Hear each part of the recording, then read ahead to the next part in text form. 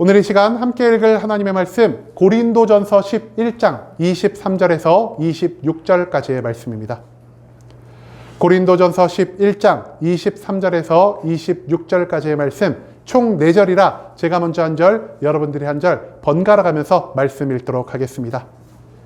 신약성경 276페이지 고린도전서 11장 23절 제가 먼저 읽도록 하겠습니다.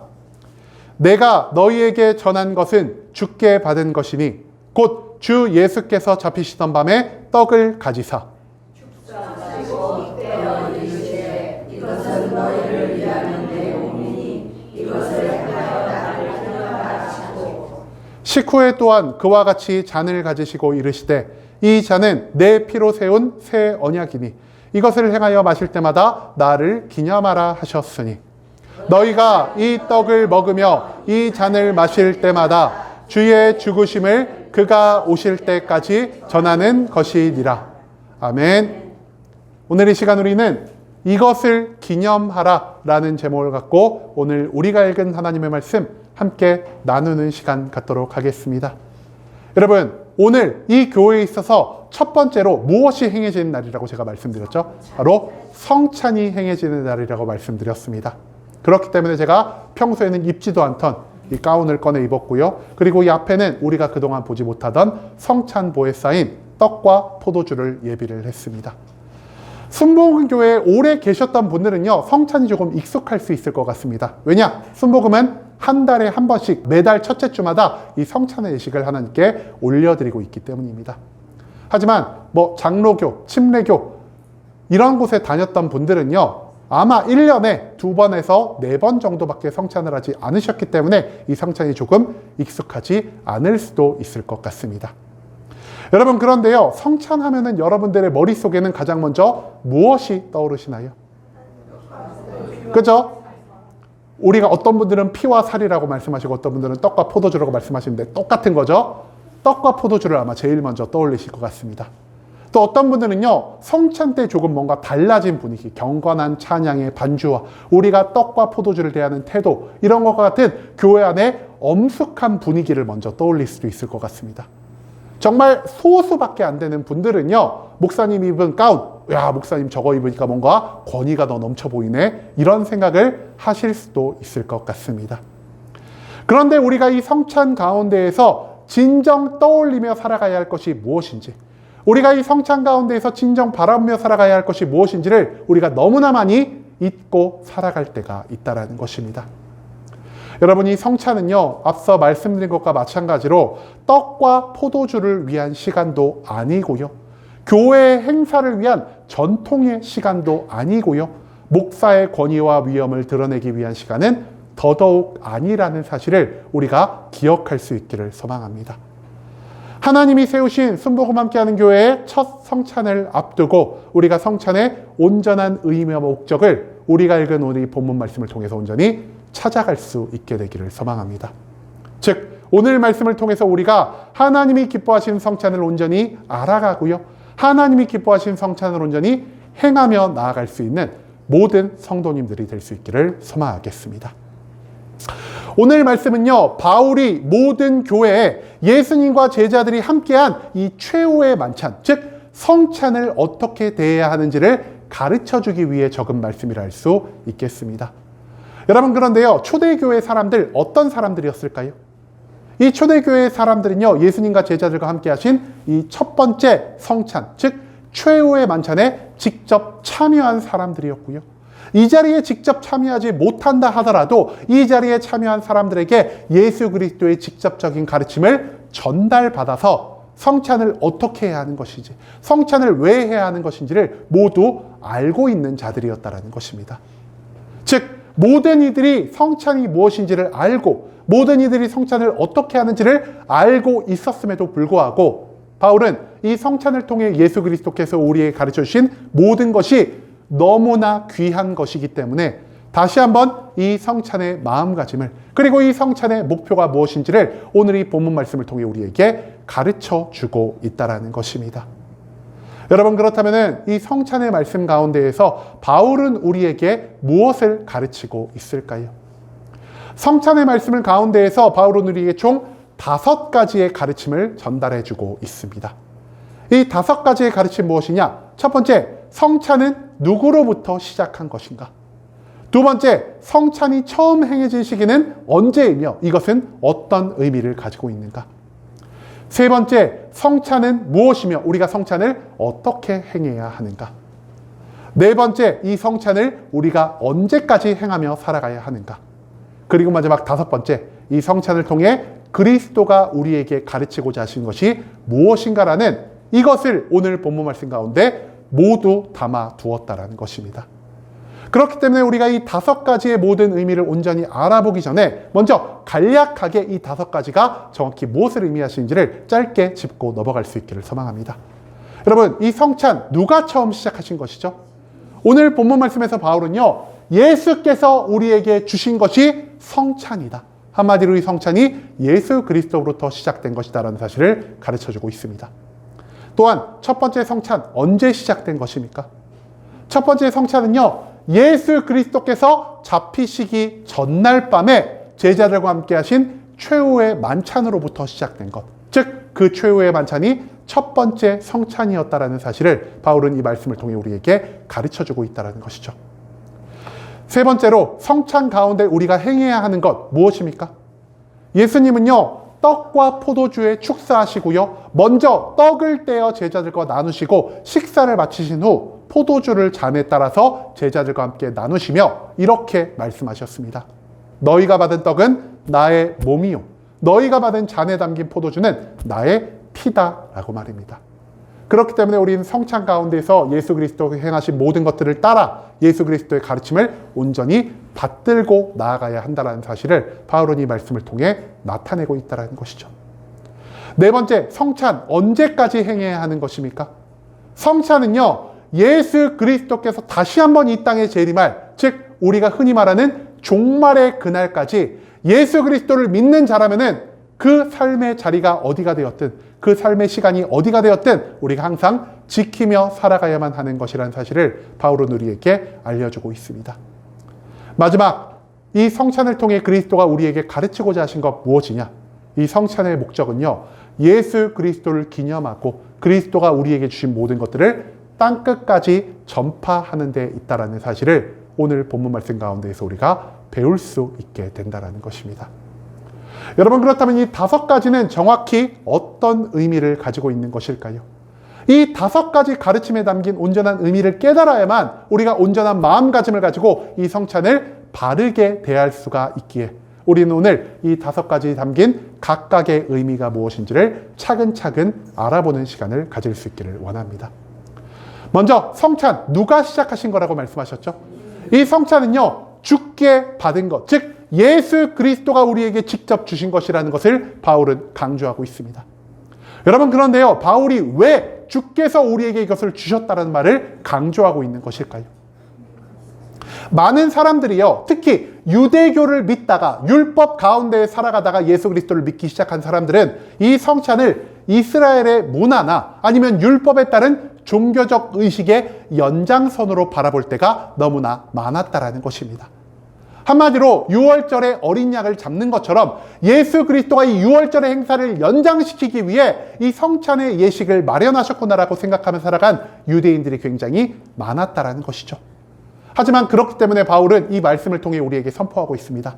아니다. 이 성찬의 의식은 어떠한 민족의 문화로부터 시작된 것도 아니요. 이 성찬의 의식은 이미 예수 그리스도께서 폐하여버리신 율법의 잔재로부터 이어지는 것도 아니다라고 말입니다. 여러분, 이 성찬을 우리가 행하는 이유 무엇입니까? 예수님이 이 성찬을 우리에게 가르치셨기 때문이고요. 예수께서 이 성찬을 우리에게 명령하셨기 때문이라는 것입니다. 그렇기 때문에 그리스도를 믿는 자라면은 내가 살아가는 모든 장소에서 세상 끝날까지 이 성찬을 행하며 살아가는 게 마땅하다라는 사실을 바울은 이 말씀을 통해 우리에게 알려주고 있다는 것입니다. 또한 예수 그리스도가 이 성찬을 우리에게 주었다는 것은 무엇을 의미하는 것입니까? 이 성찬에 있어서 중심이 되셔야 할 분이 떡과 포도주가 아니라, 성찬을 집행하는 사람이 아니라, 여기에 앉아 계신 모든 성도님들이 아니라 예수 그리스도가 되어야 한다는 것입니다. 한마디로 그리스도가 중심되지 않은 성찬은요, 아무리 화려한 성찬 식기로 성찬을 진행한다 할지라도, 아무리 완벽한 성찬의 예식에 따라 성찬을 진행한다 할지라도 모든 것이 의미 없는 행위가 될 수밖에 없을 것이요, 모든 것이 하나님께 기뻐 연락되지 않은 성찬이 될 수밖에 없다라는 사실을 이 첫 번째 가르침은 우리에게 알려주고 있다는 것입니다. 두 번째, 바울이 성찬이 언제부터 시작된 것이라고 우리에게 알려주고 있죠. 바로 예수 그리스도께서 잡히시기 전날 밤 예수님이 제자들과 함께 최후의 만찬을 가지신 것, 그것이 바로 첫 번째 성찬이 되었다는 것을 바울은 이 가르침 속에 우리에게 선포하고 있다는 것입니다. 여러분, 그런데요, 예수께서 잡히시기 전날 밤이 정확히 무엇을 의미하는 것입니까? 예수님이 십자가의 고통과 죽음이라는 사명을 감당하기 바로 직전의 시간이 예수님이 잡히시기 전날 밤이 될 수 있다는 것입니다. 그리고 예수님은요, 자기의 삶 가운데에서 무엇보다 중요한, 병 고치는 것보다, 복음을 전하는 것보다 더욱더 중요했던 십자가 위의 고통과 죽음을 감당하기 전 제자들과 함께 최후의 만찬을 하시며 한 가지의 가르침, 즉 성찬의 가르침을 예비해 두셨다는 것입니다. 여러분, 어떤 사람이요, 큰 일을 앞두고 멀리 떠나가기 직전, 그리고 어떤 사람이 내가 죽음을 맞이하기 직전, 내가 이 죽기 전날 밤 제자들을 모아두고 무언가를 가르친다는 것, 이 가르침 가운데 어떤 가르침이 남아있을까요? 우리가 잊어버려도 좋은 가르침이 남아있겠습니까? 아니면 무엇보다 중요한 가르침이 남아있겠습니까? 여러분, 예수 그리스도께서 죽기 전날 우리에게 가르친 가르침은요, 예수님이 우리에게 주신 모든 가르침 중에 가장 중요한 것 중 하나라 할 수 있다는 것입니다. 그렇기 때문에 바울은 말합니다. 그리스도께서 잡히시기 전날 밤 이 성찬의 가르침을 너희에게 준 목적이 무엇이겠느냐? 이 성찬은 그리스도의 모든 가르침 중에서도 가장 중요한 것들 중 하나요. 그렇기 때문에 우리가 반드시 이 성찬을 지키며 살아가야 한다는 사실을 바울은 이 말씀을 통해 우리에게 가르쳐주고 있다는 것이죠. 또한 이 성찬이 언제 진행된 것입니까? 예수께서 마지막 사명을 감당하기 직전 행해진 것이라 할 수 있겠습니다. 한마디로 하나님의 사명을 이루기 위해서는요, 이 성찬이란 것이 무엇보다 우리에게 있어서 중요한 수단이 될 수가 있다는 사실을 우리는 이 말씀 가운데에서 발견할 수 있게 된다는 것이죠. 이처럼 예수 그리스도께서 잡히시기 전날 최후의 만찬, 즉 첫 번째 성찬을 베푸시며 이 성찬 가운데 예수님이 행하신 일은 무엇이었습니까? 예수님은 성찬 가운데 크게 세 가지의 일을 행하십니다. 첫 번째, 먼저 떡과 포도주의 축사를 하시는 모습을 보이시고요. 두 번째, 떡 덩어리를 찢어내어 제자들과 함께 이것을 나누시고요. 세 번째, 포도주를 잔에 부어 이 포도주가 담긴 잔을 제자들과 함께 나누는 모습을 보이셨다는 것입니다. 그렇다면 떡과 포도주의 축사를 하셨다는 것, 정확히 무엇을 의미하는 것일까요?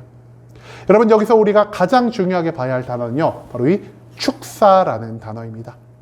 축사라는 단어를 헬라어로 풀이를 해보니까 어떤 의미가 나오냐? 내가 하나님에게 좋은 것들을 받았기 때문에 나에게 축복과 은혜를 베풀어 주시는 분이 하나님이심을 인정하며 하나님께 감사와 영광의 기도를 올려드리는 것이 바로 이 축사의 기도라 할 수 있다는 것이죠. 여러분, 예수님은 성찬에 앞서 떡과 포도주의 축사하심으로 크게 두 가지의 의미를 제자들과 나누고자 하셨습니다. 예수님이 축사를 통해 가르치고자 하신 첫 번째 무엇이냐? 바로 하나님이 이미 이 자리에 우리에게 주신 떡과 포도주가 너무나 귀한 것이라는 사실입니다. 하나님이 이미 우리를 위해 이 좋은 것들을 은혜로 공급하여 주셨으니 우리가 이 식사를 하기에 앞서, 성찬을 대하기에 앞서 하나님께 감사와 영광을 올리는 것이 마땅하다라는 것을 예수님이 축사 기도를 통해 우리에게 가르쳐주고 계신다는 것이죠. 두 번째로 예수님이 축사한 이유 무엇이었을까요? 예수님은요, 성찬의 떡과 포도주를 위해서 축사하셨지만 이 성찬의 떡과 포도주를 우리가 먹은 다음 우리의 삶 가운데 발생한 놀라운 변화를 기대하며 하나님께 미리 감사와 영광을 올려드리는 모습을 보였다는 것입니다. 한마디로 성찬 이전에도 하나님이 우리에게 좋은 것들을 예비하셨지만 성찬 이후에 우리가 하나님께 받을 더욱더 좋은 것을 미리 감사하며 영광을 올리기 위해 예수님은 이 떡과 포도주에 축사하는 모습을 보이셨다는 것이죠. 내가 떡과 포도주에 축사한다는 것은요, 나의 삶 가운데에서 은혜와 축복을 공급해 주실 수 있는 유일한 분이 하나님 한 분밖에 없다라는 것을 인정하는 마음에서부터 시작하는 것이고요. 그렇기 때문에 내가 이 땅 가운데서 하나님의 모든 말씀에 온전히 순종하며 살아가겠다라는 믿음의 고백을 나타내기 위해 반드시 필요한 것이라는 사실을 우리가 이 축사 기도를 통해서 기억할 수 있기를 소망합니다. 축사하신 다음 예수님 하신 것 무엇입니까? 예수님은요, 떡 덩어리를 떼어서 제자들에게 각각 나누어 주셨습니다. 그리고 제자들에게 무엇을 말씀하시죠? 내가 찢어서 너희에게 나눠준 이 떡이 나의 몸이다라 말씀하고 계신다라는 것입니다. 실제로 그 다음날 예수 그리스도께서 직접 경험한 것 무엇이었습니까? 예수 그리스도는요, 십자가 위에서 자신의 육신을 갈갈이 찢기는 이 고통을 감당하셨다라는 것입니다. 한마디로 제자들은 예수님이 십자가 위에 매달리기 전부터 이 떡을 떼시는 예수님의 모습을 통해 예수님이 우리를 위해 몸이 찢기는 고통을 감당하실 것이다라는 사실을 간접적으로나마 경험할 수 있게 되었다라는 것입니다. 그런데 예수님이 누구를 위해 육신이 찢기는 고통을 감당하셨습니까? 예수님 죄인을 위해, 정확히 말하면요, 온 세상에 있는 모든 존재를 위해 육신이 찢기는 고통을 감당하셨다는 것입니다.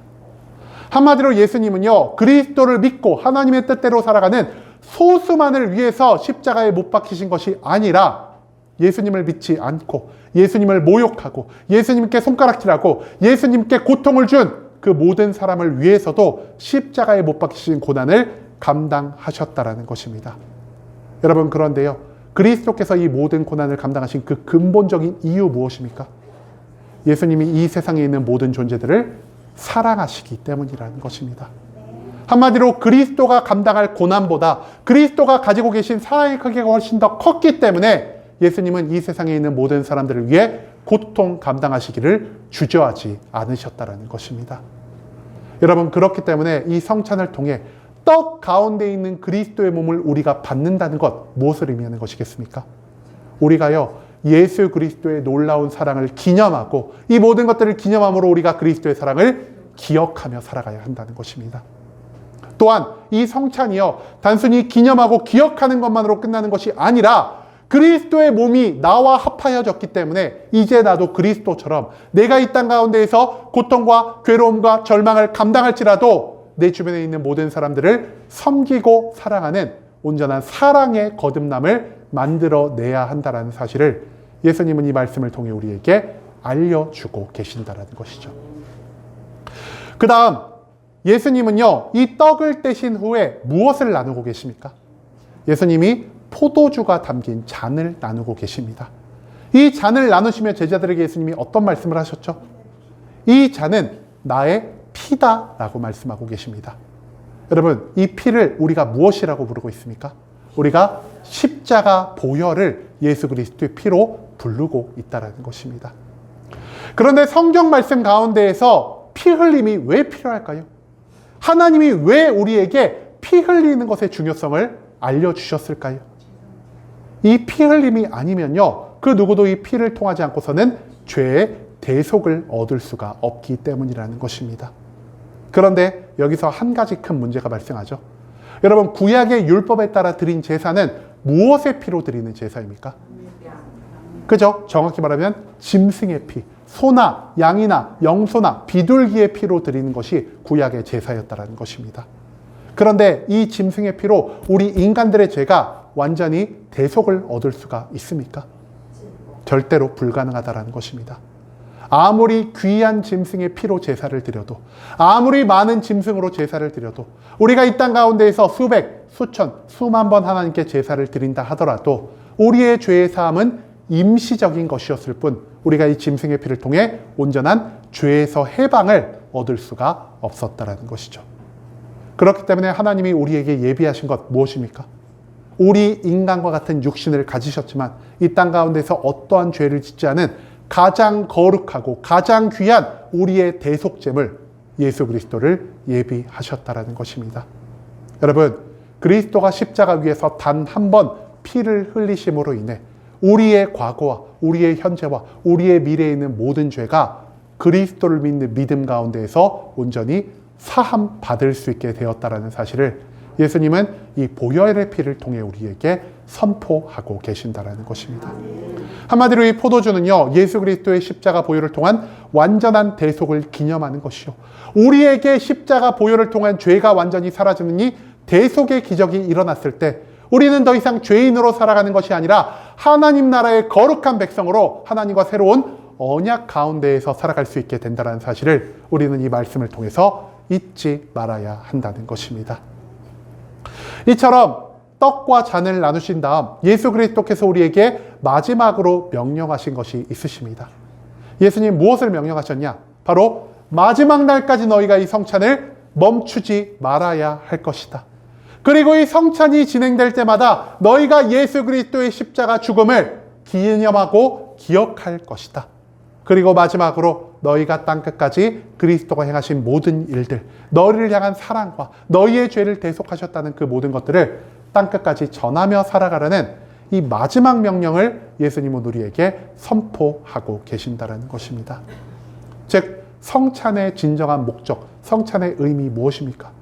여러분, 우리는요, 성찬을 통하여 예수 그리스도가 찢기신 몸을 기억해야 할 것이고요, 예수 그리스도가 나를 위해 흘리신 피를 기억함으로 그리스도의 몸과 그리스도의 피를 나의 안에 받아들여 이제는 우리가 예수 그리스도를 온전히 믿음으로 예수님이 이 땅 가운데 보이며 살아갔던 삶의 변화, 즉 거룩과 사랑의 삶을 온전히 완성해야 할 것이요, 이 거룩과 사랑의 모습을 갖고 성찬을 이 세상 끝날까지 계속해서 유지하며 이 땅 가운데 하나님을 알지 못하는 모든 사람들에게 전도하며 살아가야 하는 것이 마땅함을 예수님은 이 말씀을 통해 우리에게 알려주고 있다는 것입니다. 한마디로 성찬을 통해 온전한 믿음을 갖추고 그 믿음을 통해 온전한 거듭남을 완성한 우리들이여 땅끝까지 복음을 전하며 이 세상에 있는 모든 사람들을 하나님 나라 백성으로 만들어 가는 것, 그것이 바로 예수님이 우리에게 가르쳐 주신 성찬의 진정한 목적이 되어야 한다는 사실을 오늘 본문 말씀으로 우리에게 알려주고 있다는 것입니다. 여러분, 우리는 지금 이 땅 가운데에서 성찬의 목적을 온전히 따르고 있습니까? 성찬의 목적 무엇입니까? 성찬은요, 예수 그리스도의 명령에 따라 그리스도가 중심이 되어 그리스도를 기억하고 그리스도를 기념하기 위해 행해져야만 하는 것입니다. 그리고 우리가 성찬 가운데에서 그리스도의 몸과 그리스도의 피를 떡과 포도주로 치환하여 섭취함으로 인해 우리 안에 있는 온전한 믿음을 세워가고, 우리의 온전한 믿음의 세움을 인해 이제는 그리스도가 그르셨던 것처럼 우리의 삶 가운데 거룩과 사랑의 모습을 온전히 완성해야 할 것이요, 이 거룩과 사랑의 모습을 내 주변에 온전히 전파하며 살아갈 때, 우리가 나의 삶을 통해 내가 전하는 복음을 통해 그리스도를 알리며 살아갈 때 이 세상에 있는 모든 사람들은요, 나를 통해 일하시는 그리스도로 말미암아 구원을 얻을 수 있게 될 것이요, 그 모든 사람들이 천국 백성으로 거듭날 수 있게 된다는 사실을 오늘 본문 말씀은 우리에게 알려주고 있다는 것입니다. 여러분, 그런데 이 모든 변화를 만들어내는 것 무엇입니까? 이 모든 변화는요, 떡과 포도주에서부터 발생하는 게 아니라는 사실을 우리가 절대로 잊지 않을 수 있기를 소망합니다.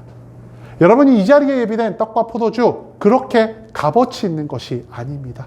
하지만 우리가 이 모든 것들을 값어치 있는 것으로 받을 수 있는 이유 무엇입니까?